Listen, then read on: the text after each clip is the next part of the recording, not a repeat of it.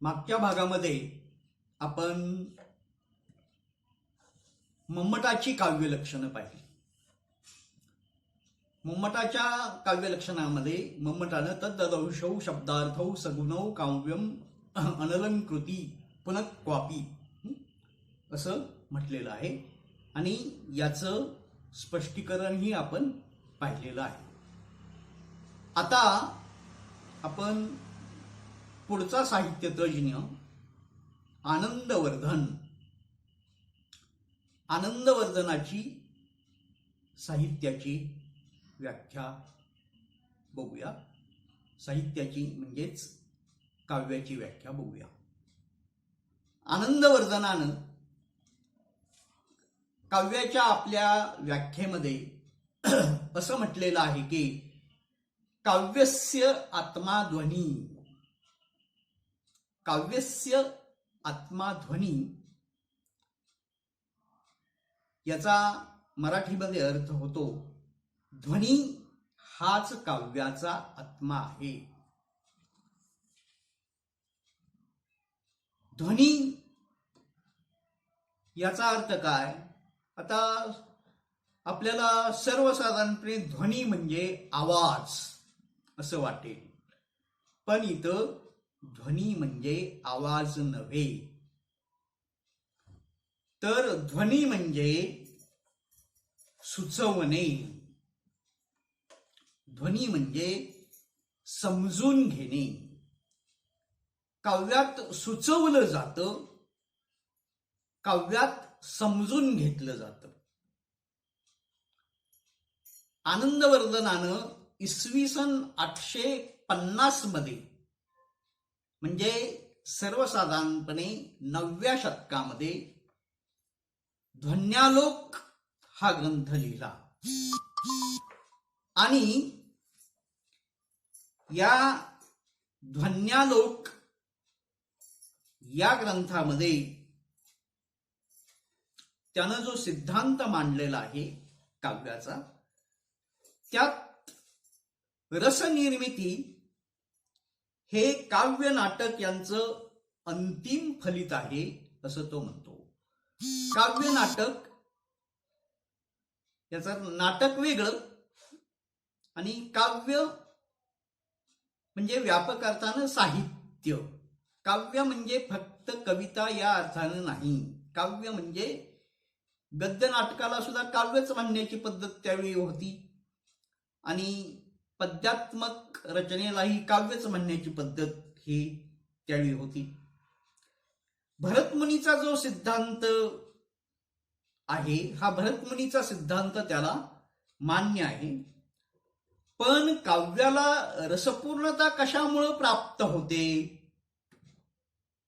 हे मांडत असताना त्यानं असं म्हटलेलं आहे, ते म्हणजे वक्रोक्तीमुळं शब्दार्थांना रमणीयता येते.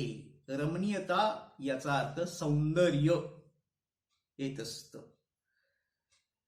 याचाच अर्थ म्हणजे सूचितार्थ किंवा समजून घेणं म्हणजे शब्दाची जी अमुख्य वृत्ती आहे, ही शब्दाची अमुख्य वृत्ती इथं महत्वाची आहे. शब्दाची अमुख्य वृत्ती ध्वनी सिद्धांतामध्ये येते आणि या अमुख्य वृत्तीतून ध्वनी सिद्धांत निर्माण होतो.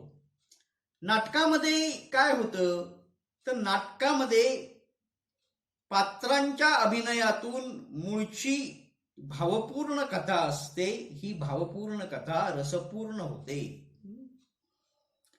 म्हणजे ते नाटक करणारी जी पात्र असतात, ही नाटक करणारी पात्र नाटकातले ते संवाद कोणत्या पद्धतीनं म्हणतायत याच्यावरती त्या संवादात रस भरला जातो.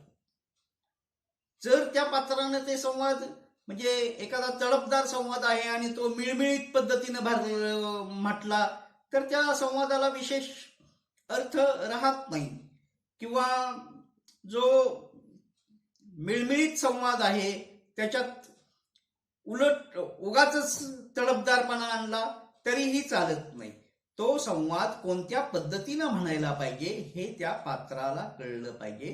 त्यामुळंच नाटकातले जे संवाद असतात हे नाटकातले संवाद पात्रांच्या अभिनयामुळे जिवंत होतात, रसपूर्ण होतात. पण काव्यामध्ये मग ही रसपूर्णता कशामुळे येते? तर काव्यामध्ये येणारी ही रसपूर्णता भावपूर्ण शब्दांमुळं येते. आणि हे थोडस जरा आपल्याला असंभव वाटत असलं तरी सुद्धा कवीनं योजलेले हे जे काही भावपूर्ण शब्द असतात हे भावपूर्ण शब्द तिथं महत्वाचे असतात. उदाहरणार्थ, भीमाचा दुःशासनाविषयीचा क्रोध अनावर झाला, यक्षाला पत्नी विरह असह्य झाला, शकुंतलेच्या मनात दुष्यंताविषयी अनुराग निर्माण झाला. या वाक्यांमध्ये रसवाचक आणि भाववाचक शब्द आहेत. पण वाचकाला ही वाक्य वाचल्यानंतर लगेच त्याची रसप्रतीती येत नाही. आणि मग ही रसप्रतीती वाचल्यानंतर लगेच येण्यासाठी काव्यामध्ये प्रतिभा सामर्थ्यानं अशा काही शब्दार्थांची योजना करावी लागत असते की त्यातून रसिकाच्या मनाला तात्काळ भावनेची प्रचिती ही आली पाहिजे. पण कवीनं योजलेला शब्दाचा जो वाच्यार्थ आहे हा शब्दाचा वाच्यार्थ रसात्मक नसतोच असं असूनही ही रसप्रतीती येते.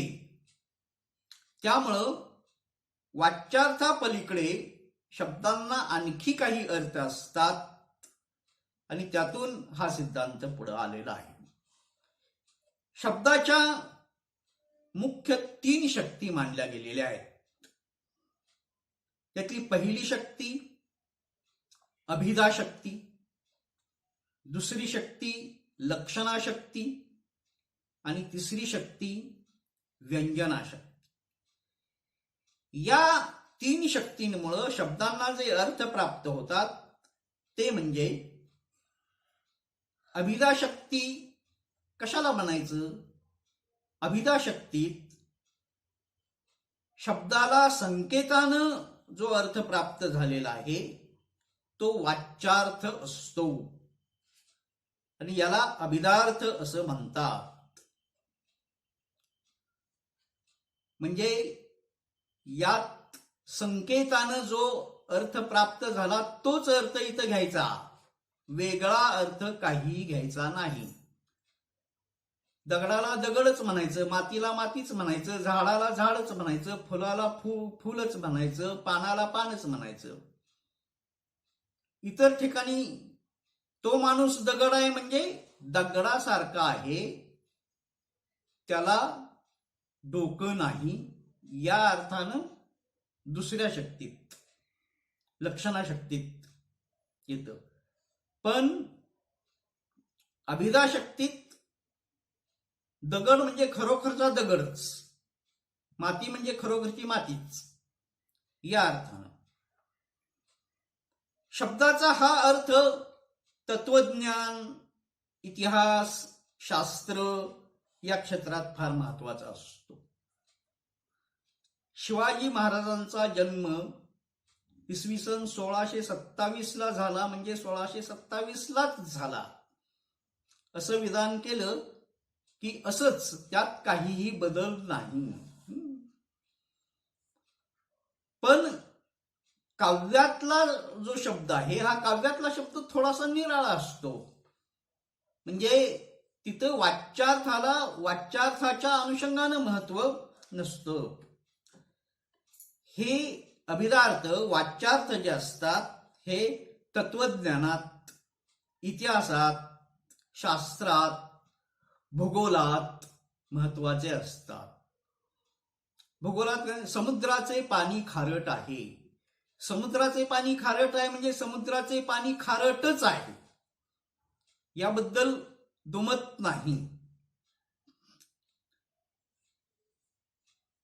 हा वाच्यार्थ लक्षणाशक्तीत गौण ठरवला जातो आणि लक्षणाशक्तीमध्ये काय होतं, लक्षणाशक्तीमध्ये वाच्यार्थ बाजूला ठेवून लाक्षणिक अर्थानं शब्द लक्षात शब्दाचा अर्थ लक्षात घेतला जातो. म्हणजे काय, तू शुद्ध राक्षस आहेस, तू दगड आहेस. जिवंत माणसाला सुद्धा तू दगड आहेस म्हटलं जातं, तू गाढव आहेस म्हटलं जातं, तू राक्षस आहेस म्हटलं जातं.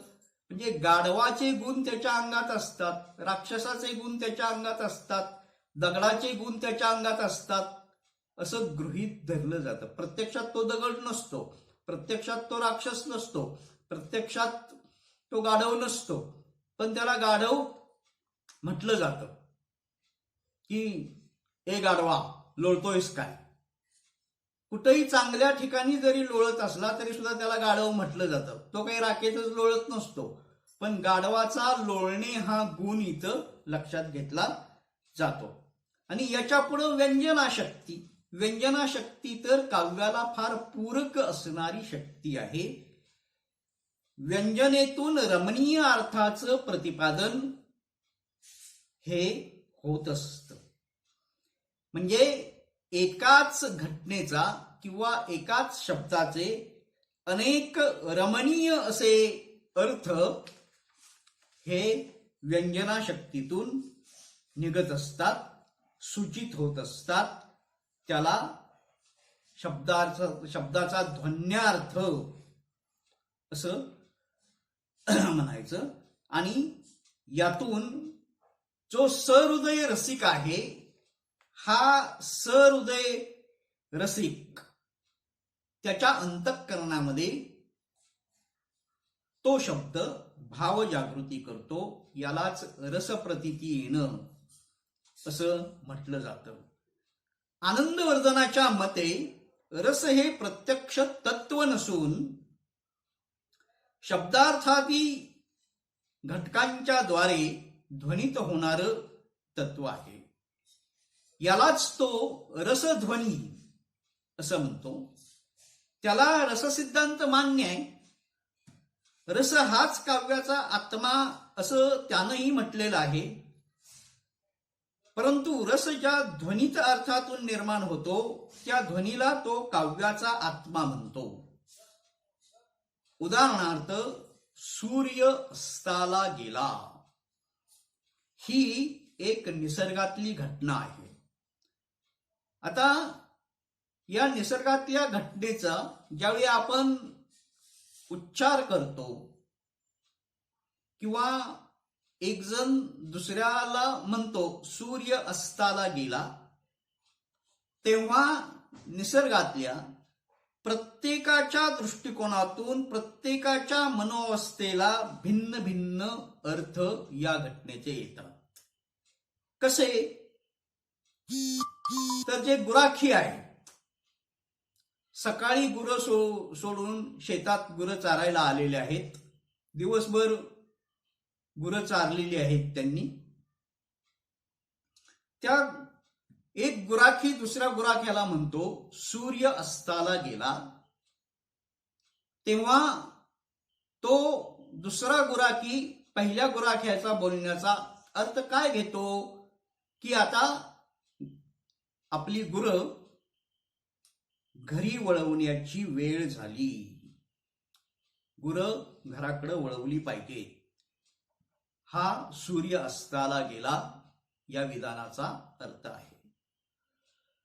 एखाद्या धार्मिक कर्मठ ब्राह्मणाच्या मनात सूर्य अस्ताला गेला या विधानाचा अर्थ काय होतो, तर आता संध्यावंदन केलं पाहिजे.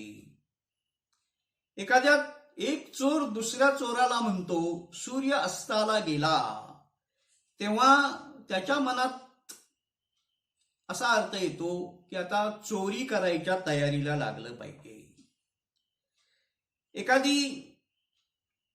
एखाद्या प्रेयसीच्या मनामध्ये जेवढी ही घटना येते तेव्हा आपल्या प्रियकराच्या भेटीची वेळ झाली असंही तिच्या मनामध्ये येतं. नववधू जी आहे या नववधूच्या दृष्टिकोनातून आता देवापुढं सांजवात लावूया अशीही तिच्या मनामध्ये असाही तिच्या मनामध्ये अर्थ येतो.